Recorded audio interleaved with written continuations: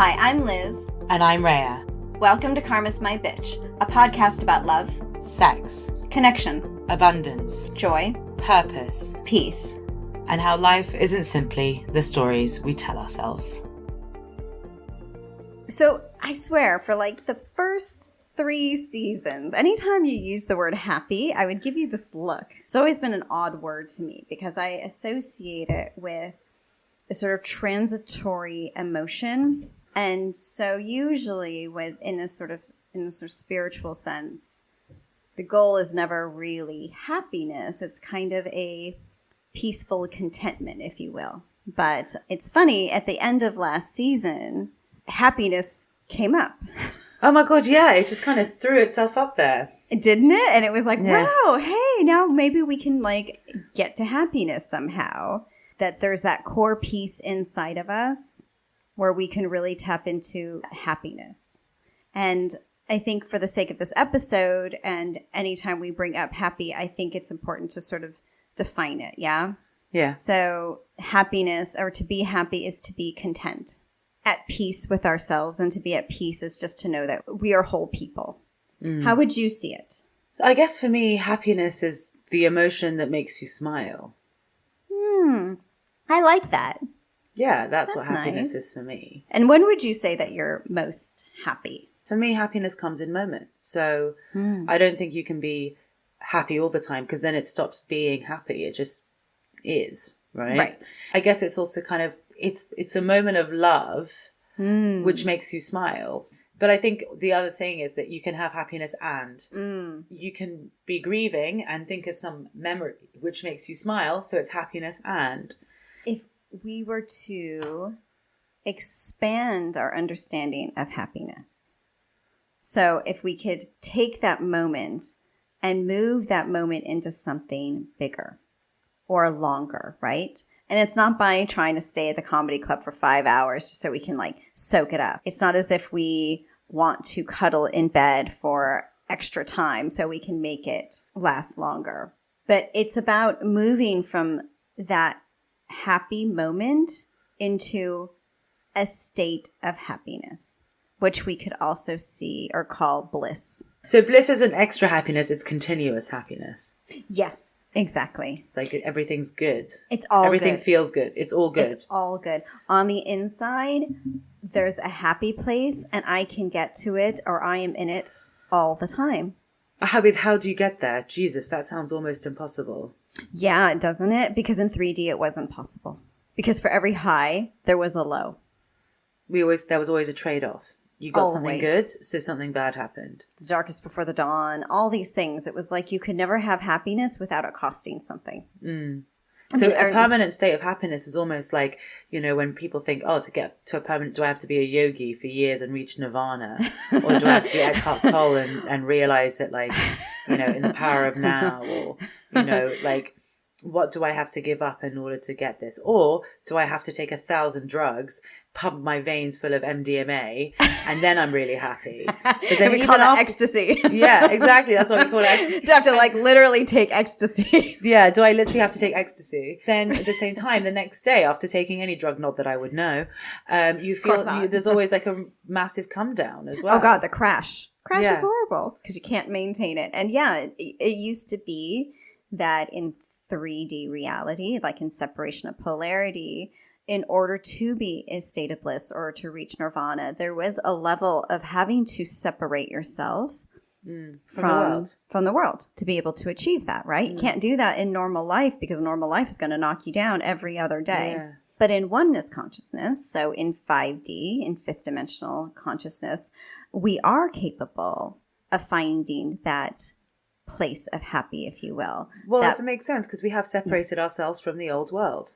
So that's still what we're doing, but we've just done it as a collective and we're still living in the world. We're just no longer living in the old world of rules, black and white, pain and fear and shame and all that stuff. So we've been able to come back to ourselves. And in doing that, as you've written before, it's about when you've pieced yourself back together, you've enabled that inner peace. And when you can really achieve that level of inner peace, then happy is possible. And when happiness is enabled, then bliss is definitely right there with it. Oh, because once it's enabled, that's it? It's done? Yes. Once you've turned it on, there's no turning it off. Okay. Yeah. And it has been, and it would feel like, especially through the virus and the lockdown and these long days that became long weeks that turned into interminable months, that happiness was the last thing that we would really be able to get to. So how does anyone enable this point of bliss, right? Yeah. The irony, which is hilarious, is that it's not even about doing the quote unquote work. Oh, interesting. Yeah, right? It's about being in flow with all that is. That's key. There's no room for control and happiness. No, absolutely not. And it's not even about surrendering, because surrendering is saying I'm not in my power. Everything's just going to wash over me and I'm just going to be fine with it all. Yeah. I swear, right? Doesn't work that way either. But it's really about I am to my core. Oh, motherfuck, this makes a shit ton of sense. So in my power that absolutely nothing can faze me. I cannot get knocked out of where I am. I could feel very challenged. I will experience moments of heartbreak and grief. There's absolutely no way that I can convince myself otherwise. I mean, that would just be, I'd be delusional if I thought nothing could ever faze me. We are human.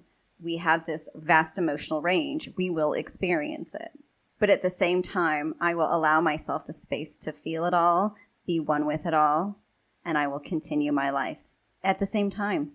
Let's say you've done a lot of the work. You've been listening to seasons 1 to 3. You've really worked on like walking through your fears, finding your own power, trusting in yourself and your heart, aligning everything. You know, it's all great. You think you're in this happiness, but things can still kind of knock you off your feet. Is that what you mean when you say like there are moments where you may feel sad or angry and stuff? Like, is that still happiness when you get knocked off a bit, or how does it work? Yeah, you can still be in bliss. Yeah. Because as you said, the one thing that's beautiful about happiness is that you can be happy, and happiness can coexist alongside however else we feel. But what happens if you feel like you're in you're in your power in many ways, but still sometimes things feel like they knock you out of it a bit, even if it only lasts like 24 hours or something? Right. Are you in that state of bliss? Because as you said, it kind of, you get in there and you stay there. When you're in, you're in. It's locked in. So if something is amiss to the point where your power gets knocked, it's an area that you still need to work on. Or it's an area that still needs addressing, if you will. It's still an area that is either your Achilles heel, which is because it involves our family and we're really bound up emotionally, or there's just a lot of loyalty. So I can't get to this place because I don't want to leave my family behind. It could just be that there's something unresolved with a particular relationship, like romantically an ex or whatever, that we haven't totally healed. So the moment I see that ex, I feel something on the inside, and that's just calling for us to heal that piece. We're looking at the range of peace. How at peace am I in myself? So happiness is not the same as bliss. There's, as you said, there's the happy moment, and that tells us and starts to point us to a place of joy, right? And joy is that deep connection, which can also connect us to our divine selves. Now, when we're really at that state that we can have that inner peace, again, just like in the previous episode, I'm at peace with myself. I'm at peace in my relationships, in my being, and peace in my work. We don't have to have 100% peace in every area completely in order to get to bliss. But we need to be more there than not in order to get there. And very much like in our 4 pillars of trust, knowing, faith, and hope, we need to be operating within those 4 to some degree to be able to get there. So it's really not about worrying or wondering, all the time, am I at peace in every relationship? Am I at peace in myself? How can I get to bliss? What do I need to do to get there? It's not, again, like anything else when it comes to spiritual work. It's not a destination. It's not a goal. And as you would even know, every time you make something a particular goal when it comes to spiritual healing, those goalposts keep moving, right? It's really, because it doesn't work that way. It's never something that's external. It's internal. And ultimately, I think the bigger question is, and a simpler question is, what's the simplest way for me to find peace in my life? It's about, for you, not giving yourself over to something else. Because for you, your natural response to things is to give up on happiness. Yeah, makes sense. You take yourself out of the running quite quickly. So how does one not give up on happiness? Because I think having lived in in a world where happiness was a commodity, and all the trauma it took to get us to a place where we could be in 5D. Yes. Happiness felt like something we had to sometimes leave behind. Yeah. So how does one start believing in happiness again? The first, prioritize it. Does this make me happy? Now, in order to do that, you need to have the second thing, which is discernment. To really understand that the happiness that we're seeking is not the transitory happiness, but the kind that brings you peace. When I do this, does it bring me peace on the inside, or am I doing this because I'm looking for this rush? I'm looking for this tingle of excitement. Now, that's not happiness. So really, it's kind of go towards peace, and happiness is a byproduct of it. Go towards happiness, and peace is the byproduct of it. And what was the third thing? Oh, and so we said prioritize happiness, and that requires discernment to really know what that is. And it's about believing that you matter. If you believe that you matter, then your happiness does matter.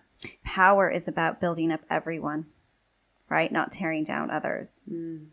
So in believing that we matter, it's about really deconditioning ourselves from that belief system that has been so ingrained in us, lifetime after lifetime. That makes sense. Yeah. So I guess that really does require all the work of kind of all the seasons we've done before. Oh, completely. Because you can't, as we've said, you can't thank your way into thinking you matter.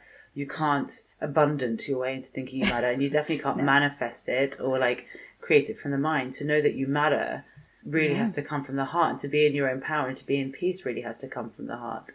Because funny enough, happiness and bliss are not things that can be created. They come from peace. And as we said, this is ironically for all the work we talk about, all the work you've done, all the work that I've done, all the work that everyone's doing.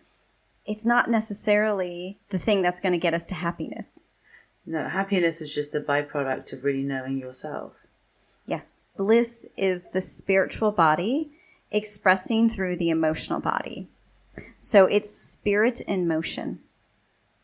So you're so connected to your consciousness, you're so connected to your heart, effectively, that you just feel bliss. Completely. Because the divine, if I'm going to get a little bit more spiritual for a second, the divine is pure joy, right? In season 2, we talked about our point of essence. And when you are in your point of essence, that is pure, dripping, creative love, right? That is just love at its finest. It's peace, it's wholeness. But so if that is being expressed through the emotional body, can you do that if your emotional body is still in pain? Not at all. And that's what seasons 1 to 3 were about, right? And healing the emotional body. Healing the emotional body. And anyone who's just joining us for this season, yes, it would be nice to go back and listen to all of those episodes to give you context. But quite simply, in order to heal our emotional body, we just need to tap into all of those feelings and experiences and traumas that we've long buried. And kind of walk through it, burn it out, go dark, get angry. Yeah. Just write it out, feel it out, express it out. Own it. Own every feeling and experience that you've had. And give space to all of it. Completely. Because there's a reason why in 2019 and early 2020, our lives blew up. Because to be honest, this all makes actually perfect sense. Yeah. Because if you start, let's say you start this process from a place where you don't think you're good enough, you aren't in your power, you're using other people to define you, all the shit that you try and avoid just keeps happening over and over again, and you're living in a world where you just need to survive rather than enjoy it. And then you start doing the work and you start seeing all the different places in which you've kind of you've given away your power to fear. whatever it is, there are certain things that keep going wrong again and again and again. So in order to try and change that, okay, it's time to change our perspective. If our internal landscape is reflected outside of us externally, it's time to heal the internal so our external can change. So you start doing all the things, looking at your relationships, you start going dark, you start working on seeing that maybe gratitude was just another way to cover up the fear. You start seeing that maybe manifestation was another way to try and control. You start seeing that maybe looking to astrology or soul star seeds or all other kind of tarot cards was just another way to give up your control.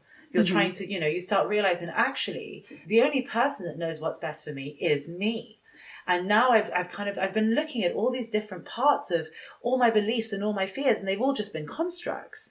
And it's time for me to walk through them and see that on the other side, there was nothing to fear. And that actually the only thing that I can ever do is make every decision that brings me peace, that feels natural, and follow that regardless of whether it's within or without conventional wisdom. Completely. And I just have to follow my heart and allow my mind to see it differently. Rather than try and control it through my ego and through fear.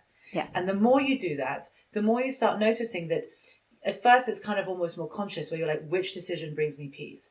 But over time, you just make decision of that peaceful decision process becomes almost a state of being. And in doing so, in making those decisions, either you're making decisions that make you happy and then it brings you peace, or it brings you peace and then you realize actually it's making you happy. But either way, at first they're just more moments. And the more you do it, the more in which it becomes a state of being rather than it just becomes a momentary thing. Exactly. Because you're healing your emotional body. You're allowing your power to sit within you and be unshaken. And you're allowing yourself to be your center. And that makes, and that feeling of, whatever happens on the outside, whatever anyone says to me, however they say it, whatever happens, I know I will be okay because I am who I am and I am true to myself. And that is what you define as bliss. And I guess for me, it kind of to kind of go back to the end of season 2 and talk about purpose for a second. It was the end of season 2. In order to really be able to be in that center and to be fully in your power, you have to know who I am, why I am here, and what is my purpose for being here. And whether it is you know it fully or whether you're like, I know it enough that I can follow my heart and that's enough. Yeah. Basically, all we're saying in this whole episode is follow your heart, and that either is happiness or will bring you happiness. And the more you follow your heart, the more you're in that state of being all connected in your bodies, following that feeling that we have effectively defined in this episode. Yes. The more permanent it becomes. Because you are your center. You're not the center of the world. You are the center of your world. But the more at peace your world is, the more at peace the rest of the world can be. And that's what this entire season is about. So I have one final question. On the way to that place, on the way to bliss, when you find yourself knocked out, yes, what does one do to knock themselves back in? Well, first, I would always say have compassion for that moment or for that instance or for whatever it was that took you there, because it really is just a piece of your hurt or your pain or your trauma that's just asking to be seen. It's not meant to hold you back. It's not meant to make you feel like you're failing. It's just intended as a reminder of of a flag just saying, wait, just look over here for a second. And the moment you can address it without punishing yourself or feeling as if you did something wrong is the moment you can start to move forward. Because all you have to do is just hold it. Hold it. No matter how painful, and just say, I still love you anyway. Because that's what brings us into that state of peace. As we said, it is love. And we forget that we are all beings of love, right? So it's just making sure that your light is shining. So when you get knocked out of peace, the route back is through love. Yeah. Thank you for listening. For more information, articles, and inspiration, find us at karmasmybitch.com and at karmasmybitch.insta. And if you liked what you heard, please subscribe and leave us a review.